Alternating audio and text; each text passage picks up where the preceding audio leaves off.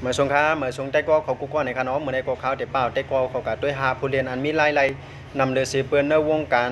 เรียนหมักหนังในคณะอันนั้นก็ในตรงวงการฟุตบอลในคณะว่ามีเผยพองในหาก่อนเขาละเตลัดมาในจ่องซัมบ้านแต่ก็เขาปั่นแห้งเลยเกี่ยวกองในเขาขากัดด้วยจอมกันในคณะเขาขามาด้วยกันดีก็ที่5ในคณะก็ที่5ก็เป็นลิงฮาลานในคณะของสวนหน้าแมนเชสเตอร์ซิตี้ในคณะในพงยามเมื่อเร็วในก็เขาได้รับเงินอยู่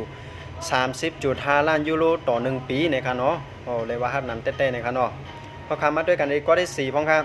ก็ที่4ก็เป็นเนมาในครับเนาะอันนี้ก็เรียนปันปีเอสจีอันนั้นก็ห้องว่าปารีสแซงต์แชร์แมงในครับเนาะก็ในก็เลยฮับเงินอยู่48 ล้านยูโรต่อ1ปีในครับเนาะในก็เลยว่าฮับนำเต้ๆในครับเนาะพอคำมาด้วยกันอีกก็ที่3พ้องครับ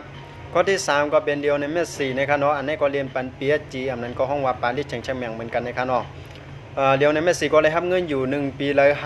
56.7 ล้านยูโรต่อ1ปีในครับเนาะอันนี้ก็เลยว่ารับเงินนำเต้ๆครับเอาคำมาด้วยกันที่ก็ที่2พ่อครับก็ที่2ก็เป็นเคเลียนเอ็มบัปเป้ในครับเนาะอันนี้ก็เรียนบันปีเอสจีเหมือนกันครับอันนั้นก็ห้องว่าปารีสแซงต์แชร์แมงในครับเนาะก็ในก็เลยรับเงินอยู่96 ล้านยูโรต่อ1ปีในครับเนาะโอ้เลยว่ารับนำเต้ๆในครับเนาะเอาคำมาด้วยกันที่ก็ที่1พ่อครับก็ที่1ก็เป็นคริสเตียโนโรนัลโดในครับเนาะก็ในก็เลยรับเงินนำเลยสิเปิ้นในตรงวงการเล่นหมากหนังยาวค่ะเขาก็เลยรับเงินอยู่1ปีแล้ว2 ปากล้านยูโรต่อ1ปีในคะเนาะแต่ก็เขาถอมเพชรกะ2 ปากล้านยูโรต่อ1ปีในคะเนาะคริสเตียโนโรนัลโดพ้องยามมาเร็วในก็เขาก็เรียนปันจุมเอลนัสซาในคะเนาะอยู่ในเมืองซาอุดิอาระเบียอาเซียตะวันออกในคะเนาะตั้งเส้นทั้งหมดก็มีจังหนังในคะเนาะแต่ก็เขาจ่องป้านแต่ก็เขาเกี่ยวข้องกันเนี่ยนะคะก็ในแต่ก็เขาเกี่ยวก็อะไรในก็เขามาคอมเมนต์ได้รัดต่อกันได้ในคะเนาะในสงขลา